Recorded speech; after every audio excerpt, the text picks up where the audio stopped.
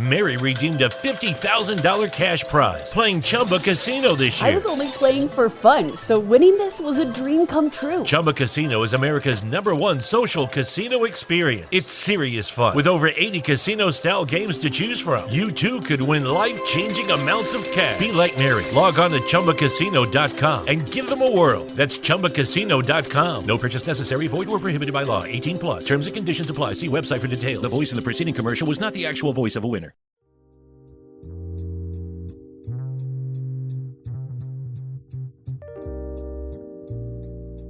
Hello, and welcome to the Proactive Caregiving Podcast.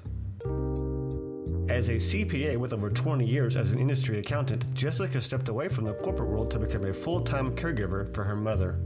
Having learned invaluable lessons along the way, she is now here to share those with you and to invite you to join her on this caregiver's journey. Here is your host, Jessica Cannon. Hello, everybody. I'm glad you're here with me today. I am the Proactive Caregiver, and I specialize in educating others on how to be proactive. Because if you cannot take care of yourself, then you cannot take care of your loved one. Today, I want to talk to you about caregiver flashbacks. You may not experience this, and some of you may know exactly what I'm talking about. These are the unexpected childhood flashbacks that come up during your caregiver day. You know, these are those moments that we're going about our day. We may actually be wishing we were somewhere else. We may actually be daydreaming about vacation or just anything other than where you are in that moment. And this flashback is something that just kind of bubbles up, and it's something that you don't expect. You don't know, possibly even remember where it would have come from until you're in this moment. You're helping your loved one. You're either helping to shower them, you're helping to dress them, you're helping them with a meal or perhaps exercise. And this flash comes in and it brings up this little bubble of an old haunting kind of feeling that attaches to a past moment of anger, resentment, disgust, betrayal, fear, possibly even hatred. And you're asking yourself, where did that come from? But even if you try and move past it and you try and continue on with your day, those flashbacks, that bubble has already surfaced. And so those flashbacks start bringing in this new thought process. And it becomes like this gum stuck to the mental shoe, so to speak. This is the reason why today's guest with me today is Lane Morris Buckman. She is a writer, an illustrator. She, by day, writer, also masquerading as a techie, but her professional resume includes an abundance of projects. One of them is the cozy mystery called The Tiara Trouble, and another, The Early Reader, which is more of a picture book, My Rainbow World, and I love it, even smutty romance called Playing All the Angles, and she writes under the pen name Nicole Lane for those. But amongst the vampire novels and the cozy mysteries, Lane also includes nonfiction contributions about parenting. She was also a cast member of the 2015 production of Listen to Your Mother, Austin, where she shares a beautiful story called My Son Hits Like a Girl, which is a love letter to her own mother about how she did all the things right as a parent. And now, another reason why I wanted to have her on, in addition to today's topic, she has her most recent book that is going to be released May 12th of 2022, titled Taking Away the Keys. Lane's unique way of storytelling brings about what caregivers experience when we go into these roles and we switch from being their child and we step in to parent our parents. And it brings along those emotional challenges one way or another. If you didn't have them in the beginning, they eventually come through with those caregiver flashbacks. Because we all experience those moments, those rites of passage. I had it once as a teenager, and now I'm experiencing it again as an adult.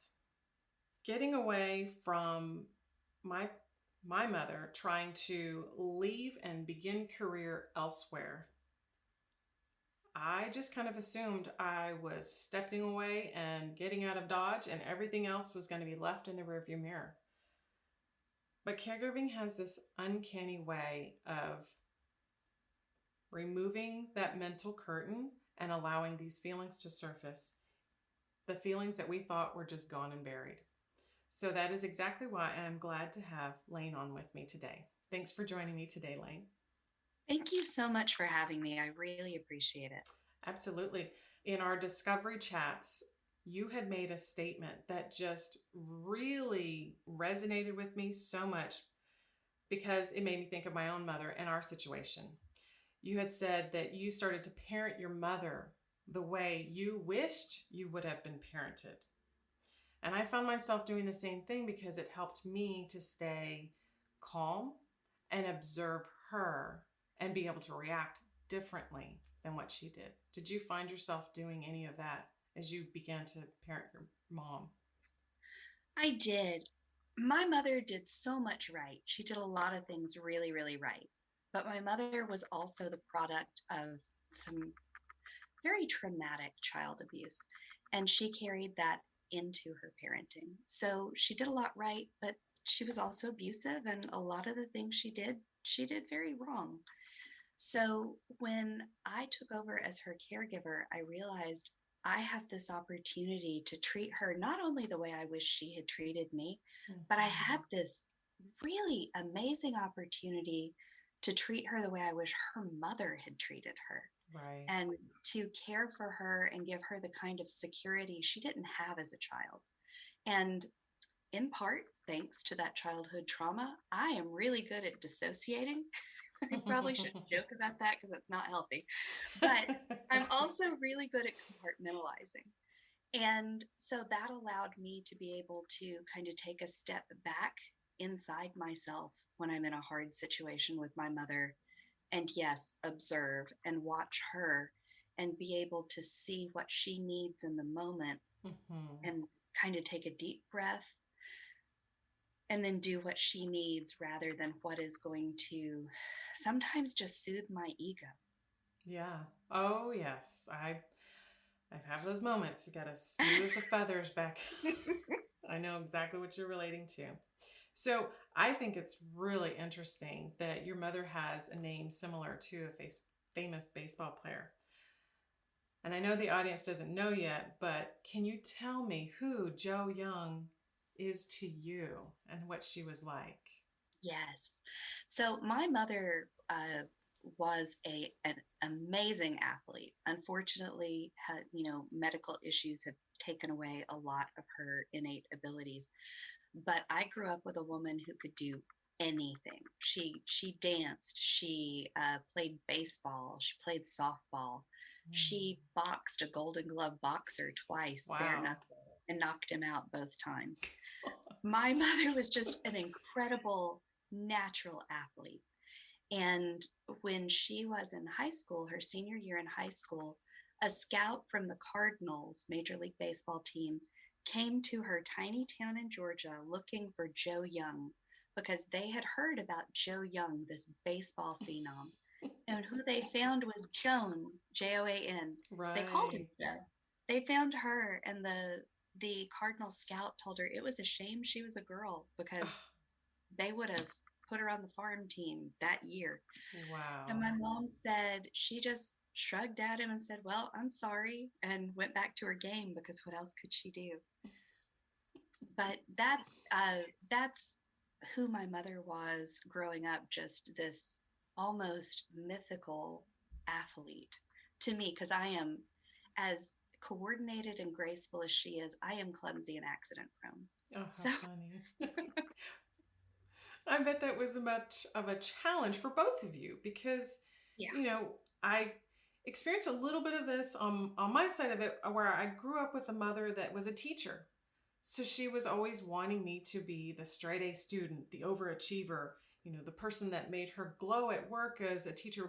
I'm a teacher, my child is wonderful, but I wasn't exactly the wonderful student or the straight A student. So you had the mother that was the coach and probably trying to pass down her talent to you. But what did it feel like as a mother that wanted to raise you more what seemed like a tomboy? She tried so hard.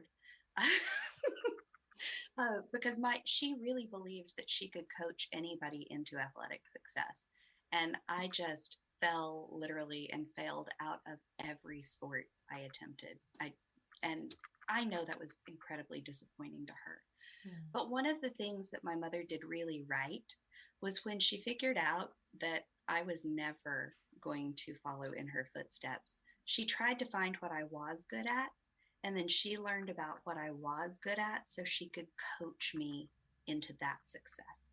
Nice. So there was always this piece of me, and there was always a piece of her that was really disappointed that I could not do what she had done or even come near what she had done. But at the same time, she was so proud of what I could do that's something that she really did right. Right. And it's amazing that you say that, because now I'm again, a flashback. I'm realizing that my own mother was not athletically inclined, and I was.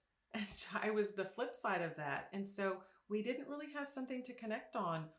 It wasn't the mother-daughter. I was daddy's girl, because daddy wanted to go to the games and be the proud, father of the sport, whatever sport I was in different sports. But it's always wanting something that we didn't have at that point in time. So as you were going through your childhood with your mother, you mentioned she came from an abusive background. And what I realized with my own is that a lot of times hurt people. Yes. Not intentionally. It's just the way we were programmed. It's the way we learned how to interact with each other. So as you are, I guess, approaching your caregiving journey with your mother, that is, she most likely was also raised with that idea of spare the rod, spoil the child, which makes it very difficult. I grew up hearing that a couple of times, and it was the justification for some of the butt whoopings. I don't know how else to get spanked for not following rules. Was your mother one to spare the rod for you when you were growing up? My mother didn't spare anything. I mean, there was a rod, there was a belt, there was a hairbrush, anything she could get her hand on. Sandals, ping pong paddles, she carried a wooden spoon in her purse with her that it was backed up when we were out.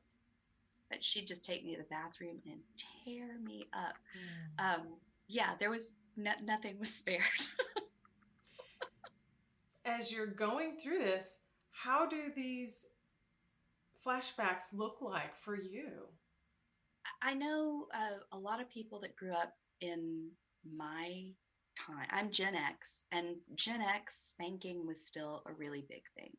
Parents spanked, and parents still spank. My parents did more than that. My parents did not just spank me as punishment for something I had done wrong. They abused me.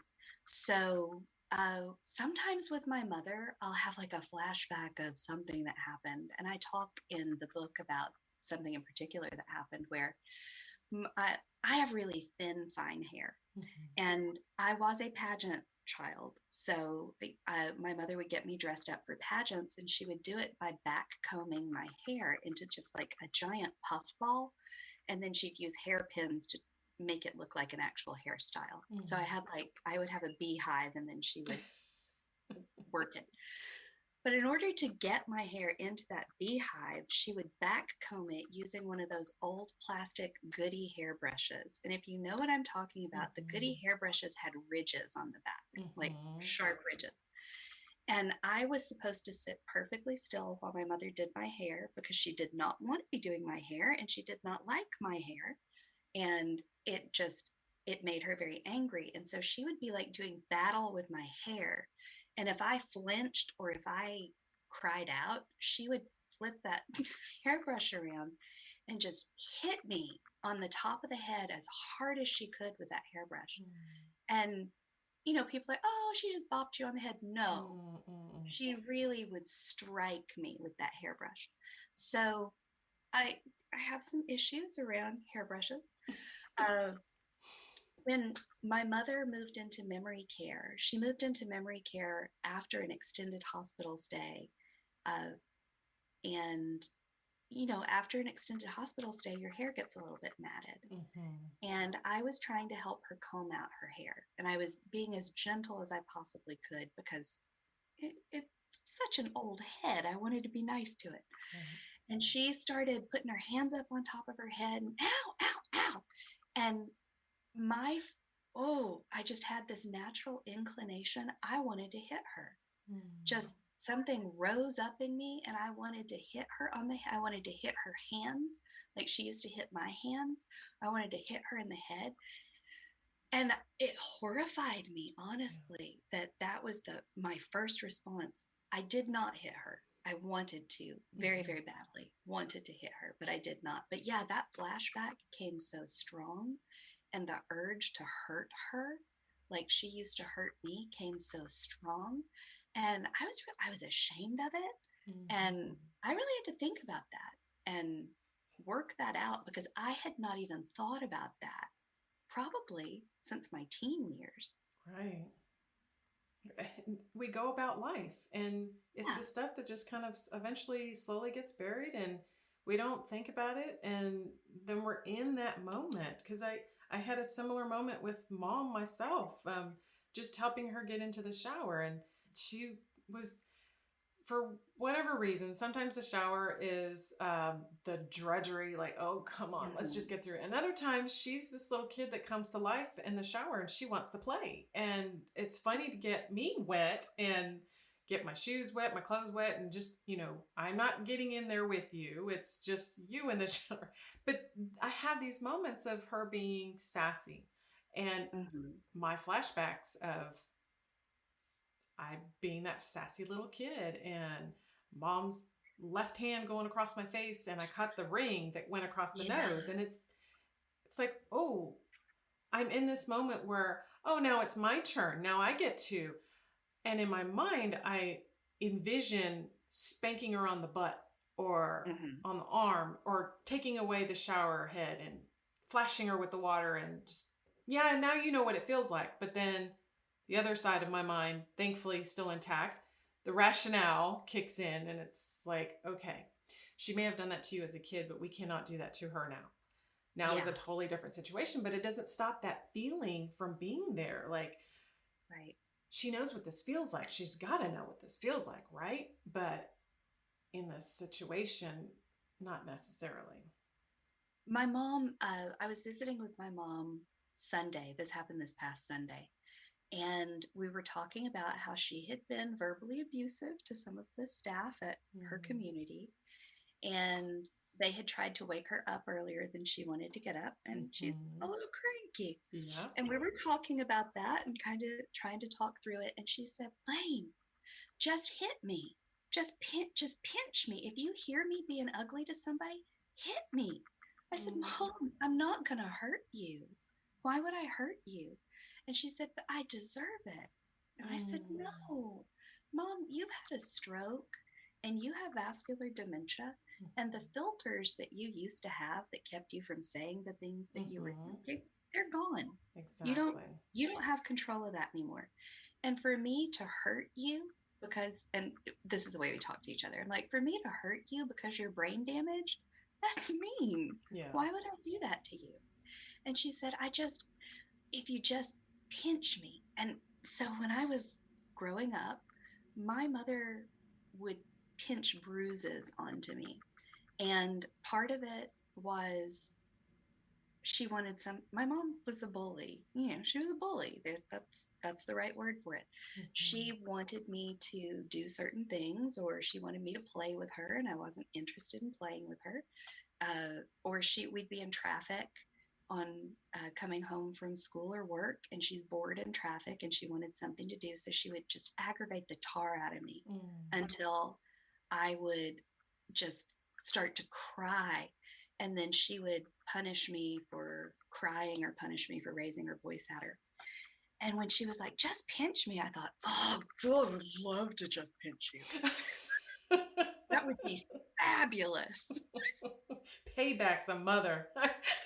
Remember my dad used to always say that. But that's her. That tells you her mindset. Yeah. She does something bad, so she deserves to have something bad happen to her physically. Exactly. And that's the way she was parented. So I get to say, no, you are valuable, and I want to use gentle hands with you. Regardless, I can't change the past. Right. I can't change the way she raised me. But I've got to look at myself in the mirror every day. And I am really fortunate that I had a great therapist, and I've been able to work through a lot of this so that my mom isn't abused. And one of the reasons I like to talk about this is keeping abuse in the dark breeds more abuse. Exactly. And keeping child abuse in the dark leads to elder abuse. And so many elderly people are abused. And it's easier to get away with abusing an elderly person because you can say, oh, she fell down. Oh, she bumped into something. Exactly. And I hope that talking about my experience as a child and talking about my experience as a caregiver helps someone not end up with big old bruises on their arms because they got pinched. Right. And that's the problem, is that when we grow up that way, we learn the wrong way of communicating with people, the wrong way of relaying our feelings. I had to tell our youngest at some point, it's okay to be angry. And as a 3-year-old in daycare, his temper was like, okay, he took a little bit after mom, sorry. But his temper, he would react to the kids with the hands, ready to grab someone's throat or ready to grab their arms. And I was like, it's okay to be angry, but it's not okay to act on that in that way, So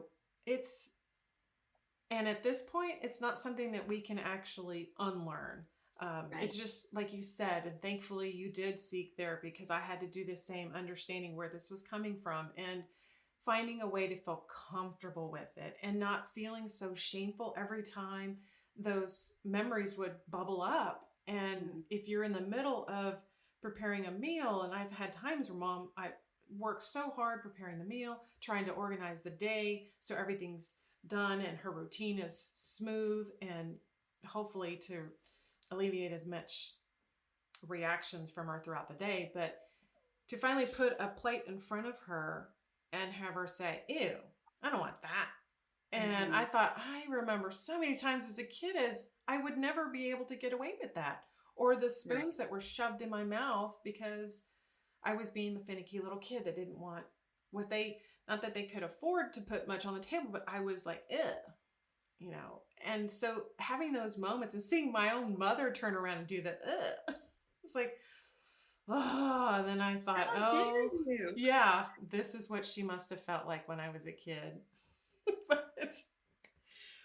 So in your book, I love that you talk about this, because caring for our parents and stopping the abuse, and even recognize that it's there, because there's others that it's there and they don't recognize it because they justified it so much in their mind that it's because of the moment at hand. It was okay because of that moment. It happened that way. In the next time, it was okay because, well, I reacted this way because they did this. And a lot of this, unfortunately, comes back to the lack of knowledge of how to understand connecting and relating with someone who is living with dementia. Right. So thank you for mentioning that in your book. one of the things I did mention, or I wanted to see if you would go over, is in the promotion for your book, you did mention that you never expected to have to take away her keys. Yes. So I know she is in memory care now, but you had this wonderful quote that you included as, in taking ownership of my mother's keys, I've locked myself into a journey as her caregiver. From your background, the abusive background, what was that like for you to take away her keys at that point? Uh, it was hard. I kind of used guerrilla tactics to do it, honestly. My my grandfather gave up his car keys after he caused a terrible car accident. He kept driving until he nearly killed someone, and then he gave up his car keys. And then my grandmother, we're talking about my mom's parents, my grandmother gave up her keys very easily. She realized that she couldn't see well enough to drive anymore. And it hurt her heart to do it because she loved the freedom of driving, but she gave up her keys easily. And my mom and I had always talked about the difference between my grandparents. And my mom was like, when it's time, I'm not going to make it hard for you. That was a lie. Because I had started noticing my mother she was acting weird. I didn't know it was dementia because my mother's always been erratic and strange. And some of this behavior, I just thought it was erratic and strange. But one of her coworkers and one of her very best friends, her very best friend actually, reached out to me and said, I'm really worried about Joan's driving. I'm really worried she's going to hurt someone and herself. But the way she's driving, I'm really concerned. And I brought that up to her, and she lost her mind, just raising her voice, really got ugly about it, and then cut off those two friends. To this day, will not speak to them because of all the things she can and cannot remember. She remembers that they said she was a bad driver. So she won't have anything to do with them. But in 2017, I had gone over to my mother's house because she had quit answering her phone. And I was really afraid I was going to find a corpse. But I got over to her house, rang the doorbell, knocked on the door, no answer, no answer. So I had a key. So I went in, and she was just wandering around her living room, and she only had a shirt on. And my mom always dressed. So to see her pantsless, it was a shock. She didn't know what day it was. She wasn't sure where she was. So I got her dressed, and I asked her when was the last time she'd eaten. She wasn't sure. So I'm like, maybe, I know she's got issues with diabetes that she's not treating, so maybe she needs to eat. Took her to eat, got some food in her, and she started making a little more sense. And then I was like, I can't take her home. If I take her home, something really terrible is going to happen. I'm just going to take her to my house. So I took her back to my house and dropped her off with my husband and son. I went back to her house and packed a bag for her and brought it back to my house. She stayed at my house for 2 weeks until I could get her into a senior living community. I moved her directly into the senior living community and never took her back to her house and never gave her back her car. Good for you. That it's, I don't know, maybe that was a shady way to get her the help she needed, but it was the only way I could get her that help she needed because she was still in gross denial that anything was wrong. Right. And she had untreated diabetes and untreated heart disease. She was not taking the medications that the doctor prescribed. She was not eating a diet that was healthy for her. And by the time I got her into the senior living community, it was clear she could never live by herself again. And then she would start asking me, it really took about 6 weeks before she even realized she didn't have access to a vehicle. Oh, wow. And then when she did, and she started asking me for her car, I told her I was going to need to see significant improvement before I would bring her car to her. That if she could tell me from where she was located how to get to my house, which was less than a mile away, then I would let her drive my car, but I needed to know she wasn't going to get lost. And she could never do it, so I would never let her drive my car. And then I told her later that a doctor was going to have to sign off on her being able to drive. Exactly. And then one day she told me, well, you may as well just sell my car. And I said, okay. And I did. Exactly. And she said, she asked for a car. I said, you told me to sell it. She said, I didn't mean it. I said, oh, I'm so sorry. It's gone I thought now. you meant it. And she said, well, now we have to go buy me a new car. And I said, oh, but Mom, we can't because your driver's license expired, which was not true. Her driver's license had not expired. But then she said, okay, fine. But to this day, several years later, she regularly asks me when I'm going to get her a new car and when she can drive again. Yeah. Like, never, old woman, never. That's what you want to say, and you probably continually say it, but that's not what they're hearing or what they can remember. And this is the hard part. When we watch our family members go from being this responsible, educated, athletic, high energy, strong individual, and then all of a sudden they're this irrational, reclusive, hurtful person that can't take care of themselves.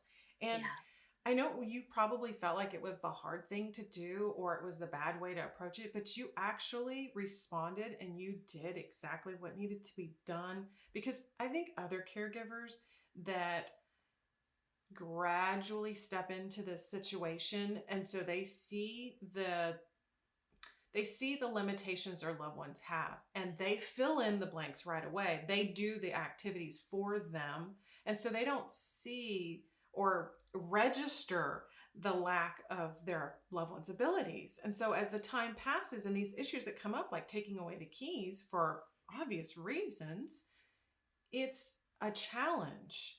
And when you have these emotional backgrounds like we experience and these flashbacks of what your parents were like, sometimes it's that fear comes in of what are they going to do to me when I make this decision for them, even though it's for their well-being and their safety. You're like, what are they going to do to me if I do this? And how is the fallout going to be with, it's one thing to have a verbal argument and just yelling at each other because, at some point things will calm down or we'll be able to have a little bit more of a conversation about it. But it's hard to make that decision. But it's just as hard to walk away and not do anything. Something else I said in the book is that I was afraid of my mother. I would be up to the time I took over her life. I was afraid of her. I was afraid of what her reaction was going to be. I was afraid that my mother, again, had untreated, undiagnosed mental health issues, and she would regularly threaten self-harm. If I was not doing what she wanted, or if she thought I was keeping her from doing something, she would threaten self-harm. And she still does this. I was afraid she would do something to herself. And I was afraid that maybe she would stop talking to me. Maybe she would stop loving me. Because one way she used to punish me when I was young was with the silent treatment. If I did something she didn't like, she'd say, I can't even be in the same room with you. I can't even look at you. And once went actually 2 full weeks without speaking to me or looking me in the eye. And so I was afraid of that. And then even when I had her originally I moved her into an independent living community because it was so close to my house. And I was afraid to have certain conversations with her. I was afraid to have conversations in front of her doctor with her because she would tell the doctor one thing and I'm like, that's not true. Exactly. But for me to say to my mother in front of someone else, an authority figure, that she was not telling the truth, I mean, that's something that growing up would have been dire punishment. And that doesn't go away just because you grow up.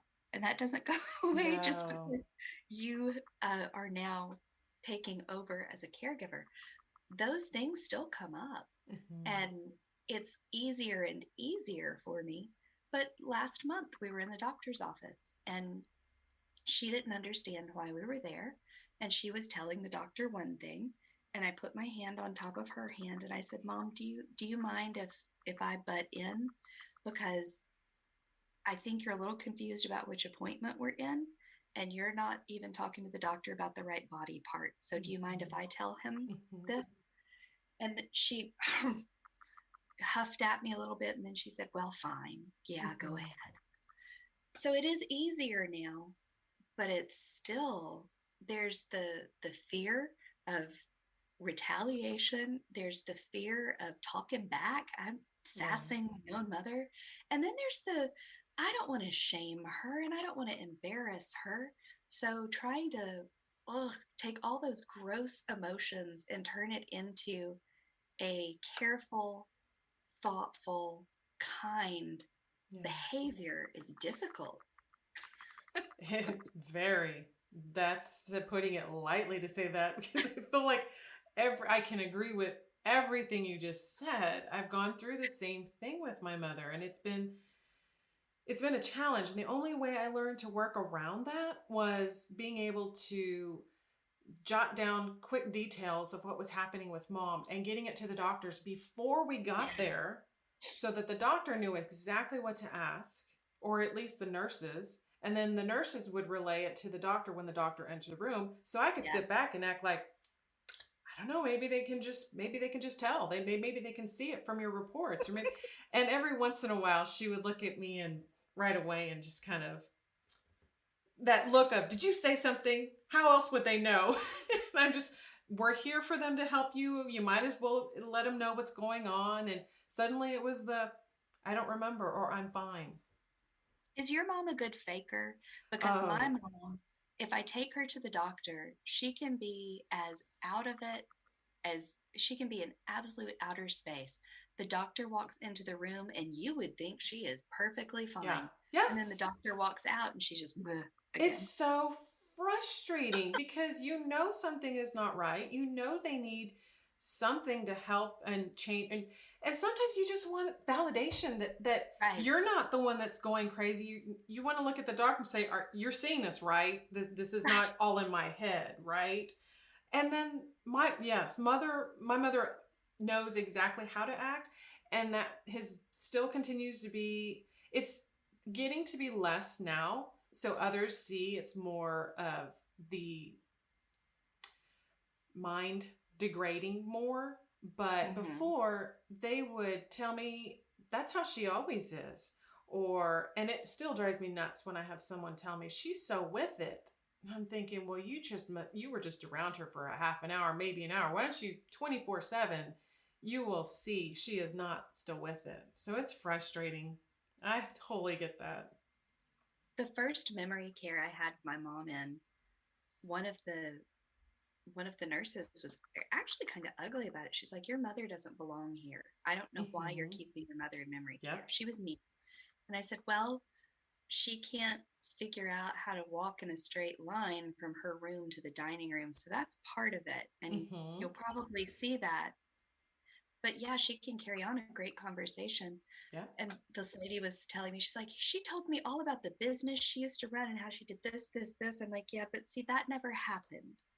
That exactly. She was giving this woman business advice, and the woman was telling me how great the business advice was. And I'm like, yeah, that I don't know what TV show she saw that on, but my mother has never owned a dress shop. So yeah.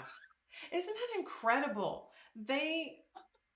Yes, that's another podcast altogether. But they don't, meanwhile, you're having these mixed emotions and you're trying to manage their care, and you've got the past in your head, you've got the present moment, and you're worrying about the future of what happens from this present moment. And they're taking everything from them face value, and they're the ones looking back at you as if you don't know what you're talking about. Yes. Yeah, that is so incredibly frustrating, which is why I love that in your book you have also the question that you ask, what did I do to deserve this, basically. Paraphrasing for you. But you asked that to Karma. Karma. What did I do to deserve this? Because I know I've asked myself that several times when I have those flashbacks, and I would automatically tell myself, you're having to deal with this because remember when you were a kid, you did XYZ and you drove her crazy. And this was that moment that the principal called, or it just, in my mind, I kind of justified these were, in the beginning anyways, these were punishments for my childhood. And these flashbacks were reminders so that I wouldn't forget. And so I convinced myself that these were punishments. But I love that you come back in there and you say, sometimes karma responds to you. Sometimes you just suffer the fallout of the choices other people have made. And I thought, oh my gosh, you hit it right there on top of that. The choices, that is part of what inspired me to write my book, was because the proactive part of it is our choices that make all the difference in the world. And you've experienced it so many times with your mom and all the choices she's made and all the choices with everyone else around her and you in her care. And it just makes it so challenging. Yeah, my mother has vascular dementia because she chose not to treat her diabetes, and she chose not to treat her heart disease. And she had 2 strokes for the same reason.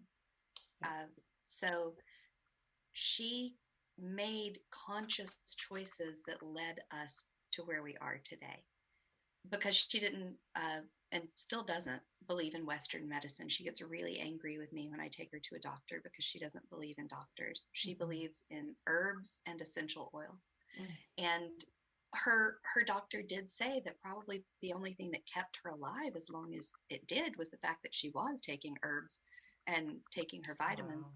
Because otherwise she should have been dead based on the numbers that she was presenting when I finally got her into the hospital. And I had to trick her into the hospital. I feel like sometimes I feel like I have a toddler and I'm having to like lure her with treats or lure her with experiences. And it's an interesting thing. But yeah, I'm like, why? What did I do? Well, I didn't do anything. My mom did this to herself. Exactly. And the other thing my mom did to herself was she did a lot right with me when I was growing up. So I stick around because I love her.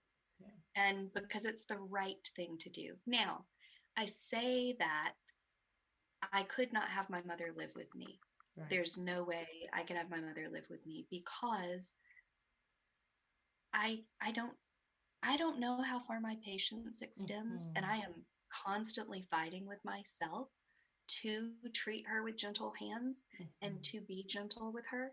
And sometimes the best care for her, for me, looks like me walking out of her community and staying away for a few days. That's what is safest for her. I will always do what is going to keep her safe and what's going to keep me safe. And what's going to keep my family safe. Right. And what keeps me mentally safe is not living with my mother, because I'm afraid I would hurt her. I agree. I hope I would. I hope I would. I know you wouldn't. Just the little bits that we have been able to share, I understand. And I know, because I feel the same thing. My mother started with vascular dementia, and everything, and that's where a lot of my anger came from. Everything that she was experiencing was because of her own doing, her poor choices, her poor habits. And so I felt like I was being punished. Why am I the one having to take care of you now when you made these horrible choices in life? But I had to get past that. And I had to realize, because just like you said, I love her because there were so many things that she put me on the right path and so many things she did for me as a child. Yes, there were those moments that I think every parent has it, because no more than I was born with the patch on my back that says raise this one this way is the same thing with mom now living with dementia. There's no like hidden patch under her scalp, under her hair that says treat her this way with dementia or care for her this way. She's going to have this form of dementia first and then this and that. There's no way for us to know other than go through the motions and kind of cope with these feelings of resentment and anger and find our way through them. Because I'm sure as your mother is still alive and still living in the memory care, just as mine is. And just as this last week when I was with her, those flashbacks do not stop. Mm-mm. I am grateful for the times that it's a beautiful moment. Like yesterday, when I was visiting with her, she actually told me, thank you, in a very beautiful way. And I thought, oh, I wish I could have recorded that. She says it when I least expect it. And this is only the second time. And it's happened after now that she's been in memory care. Thank you so much for all you do for me. And I thought, I could have responded in a nasty way. Finally, you recognize. But I just took it for what it was and said, no, thank you, Mom, for everything you've done for me. And it just, in that moment, that all that resentment and anger, and it just kind of lifted. It's not gone. It lifted. And it was just that moment of thank you.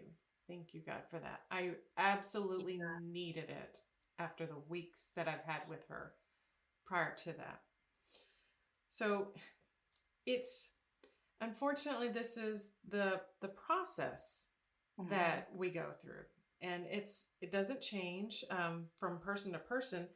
But one other thing that I feel is happening, and you might have experienced this because I know I have, is when you go through these emotions and you have these thoughts, these things that are bouncing around in your mind and breaking your heart at the same time and unsettling in your stomach. And then someone comes up to you and says, you're such a saint for caring for your mother. You're such a good daughter. You're an amazing human being to do all this stuff.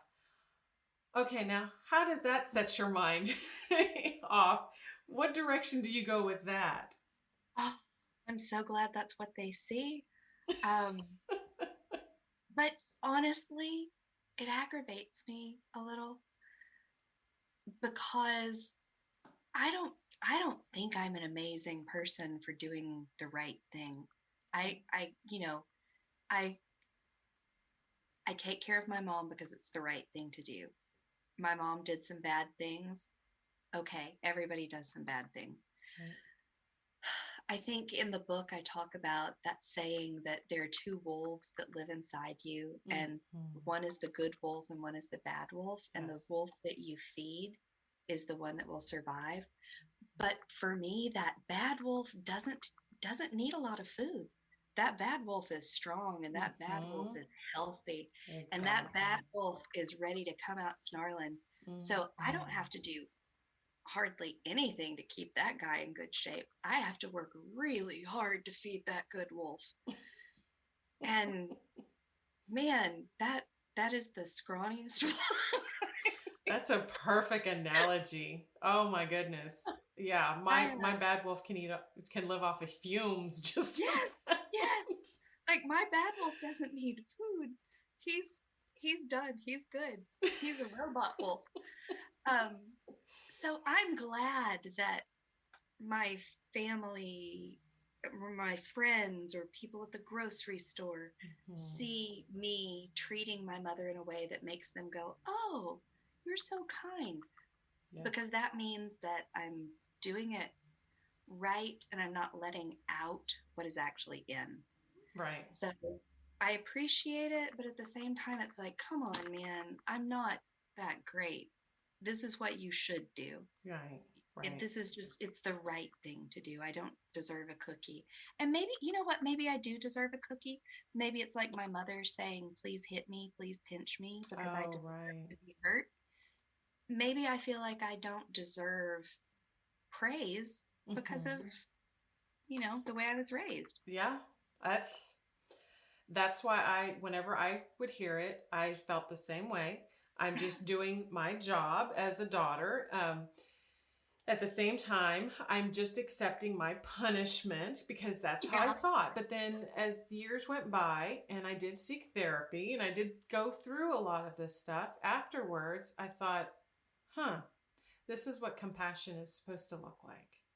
This is grace. Yeah. This is mercy. This is love.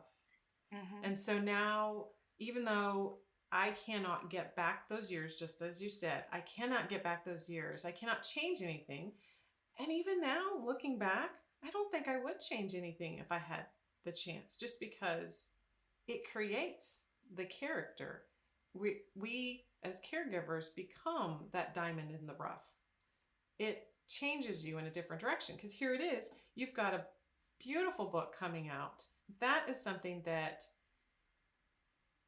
probably would not have come to be if you weren't so close to this and to her in your caregiving journey. And it's something that other caregivers will read and resonate with. And the main thing that works for me, and what helped me even going through the information that you shared with me, was it's validation. You said it in such perfect ways that, there's so many caregivers out there I hear that say they love what they do. And that's not just the professionals who are taking care of strangers. There are family members that say that. And there's that part of me that says, you're lying. Because I know what it's really like. And I don't always love what I do. I may like it, but I don't always love what I do. So you have given a voice to those caregivers in your book. My mother is not the only person I've cared for. Right. My mother and I cared for both her mother and father in our home from 1998 to 2005. My grandfather passed in 2003, but we had my grandmother until 2005. So my grandparents didn't abuse me. I loved my grandparents. My grandfather hung the moon. I could not have loved that man more. I was 27 years old when they moved into the house. I moved back into the house to help my mother take care of them. So I was a full-grown adult. All right. As much as I love that man, as much as I would have done anything in the world and did do anything in the world for that man, I did not enjoy being his caregiver, because I didn't enjoy seeing him so diminished. Yeah. I did not enjoy wiping his bottom. Right. I did not enjoy changing and cleaning his feeding tube. Yeah. I found no pleasure in that. I found pleasure in his company, but then eventually he was diminished to the point that it was just the body that I was caring for. Right. The man was gone. My grandfather was gone. And that was heartbreaking and traumatic. And if people find pleasure in that, more power to them. But I did not. It just hurt me. It just hurt. Every day it hurt. Yeah. And that's what caregiving, this journey, includes. Everybody's on a somewhat similar journey, especially when dementia is involved. And when we take the time to be honest and truthful, that's what it comes down to. And that's exactly why we're needed. Yep. Unfortunately. So I am so glad you were able to get this story down, not just share it with me, bits of it with me today, but get it down in the book. The title of the book that comes out on May 12th, 2022 is... It's Taking Away the Keys. Taking Memoir. Yes, Taking Away the Keys. There you go. Yes. And that's another thing that I know many caregivers will definitely resonate with, because that moment happens eventually, one way or the other. And so how do our listeners find your information? Where can they find your books or illustrations if they want to get more of that information? The projects that I mentioned as well. Thank you. All of my books are available through any bookseller. They may have to be ordered at the guest desk, but you can just go to a guest desk or go to Amazon or go to like Barnes Noble website and type in my name. And my books are either under Lane Morris Buckman, which is my full name, or Lane Buckman, which is my married name. Or if you want the smutty romance, Nicole Lane. I love it. I love it. I was working as a banker, and I didn't think it was a good idea for a banker to be writing smutty romance. So, Are you kidding? You know there's going to be a caregiver out there that's going to read that just to bring a little joy into their days. I mean, I enjoyed writing it. So, but yeah, I'm available anywhere you like to buy your books. Half Price Books, Books A Million, Barnes and Noble, Amazon. Awesome. Anywhere. That is so cool. Thank you for sharing your time with me today. I appreciate it because this is going to validate so many other caregivers who are experiencing the same thing and not understanding or realizing that it's normal, and there's ways that we can respond to this. We can either feed the good wolf or we can feed the bad wolf. Thank you so much for letting me have the conversation with you, because it feels so good to talk to somebody who understands. Exactly. Oh, yes. Thank you for saying that, because I get that 100%. So this is an exciting opportunity for caregivers, and I want them to know going forward that, if you are in the situation where you're experiencing these caregiver flashbacks and you don't know what to do with it, please, as Lane and I mentioned, seek therapy. That is a very normal and healthy thing to do. There is no shame in it involved. It will help you along your caregiver journey. And if you get to the point where you cannot get past these flashbacks as far as caring for your loved one, it is also normal and healthy to step away from your loved one. Just make sure they have care and they're covered while you step away and take care of you, because you cannot take care of your loved one if you don't take care of yourself. And I want to leave you with one last thought. Just as Lane mentioned earlier, you can't go back and change the beginning, but you can start where you are to change the end. And that is a quote from C.S. Lewis. But Lane and I have both experienced these flashbacks. Tell you can't change it. It's how you react to it that makes the difference. So thank you for joining in today. I hope this gave you more food for thought. And until next time, be proactive, everybody. Take care.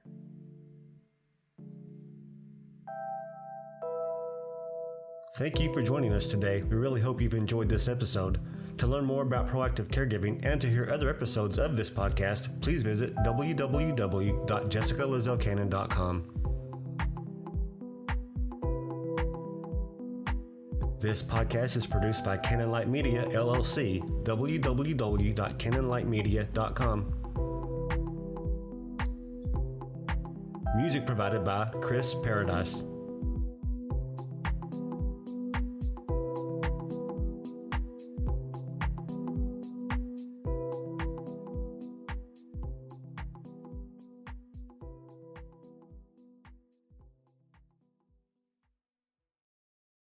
Mary redeemed a $50,000 cash prize playing Chumba Casino this year. I was only playing for fun, so winning this was a dream come true. Chumba Casino is America's #1 social casino experience. It's serious fun. With over 80 casino-style games to choose from, you too could win life-changing amounts of cash. Be like Mary. Log on to ChumbaCasino.com and give them a whirl. That's ChumbaCasino.com. No purchase necessary. Void where prohibited by law. 18+. Terms and conditions apply. See website for details. The voice in the preceding commercial was not the actual voice of a winner.